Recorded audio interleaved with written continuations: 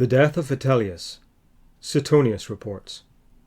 The following day, Vitellius received news that the enemy legions, loyal to Vespasian, were approaching Rome. He left the palace in a rush. He was carried in a covered sedan chair and travelled with only 2 companions, a baker and a cook. He escaped in secret to his father's house on the Aventine, where he made plans to flee to Campania. However, a slight and dubious rumour began to circulate that peace had been granted. Vitellius was persuaded by this report and allowed himself to be taken back to the palace. There he discovered that everything had been abandoned and his former followers were looting whatever they could seize. Vitellius filled a girdle with gold coins and took refuge in the lodge of the palace gatekeeper. He tied a guard dog to the door and barricaded the entrance with a couch and a mattress. The vanguard of the enemy had now reached the palace, and they forced their way into the building and ransacked everything. No one opposed them. Although they dragged Vitellius from his hiding place, they did not recognize him.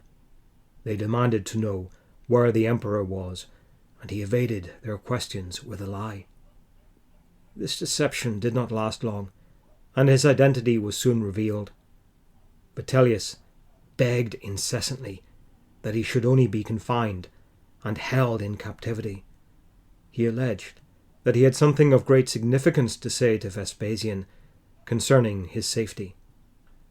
But the soldiers seized Vitellius and bound his arms behind his back. They put a noose around his neck and dragged him down to the forum. He was half naked, since his garments had been torn and ripped apart. All along the sacred way, he was greeted with mockery and abuse. They grabbed his hair to pull his head back and reveal his face.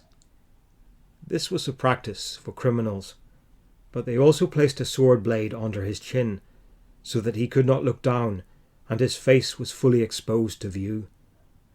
Some people pelted him with dung and crap. Others jeered at him, calling him an arsonist and a glutton. The crowd taunted him for his body defects that were now exposed to view.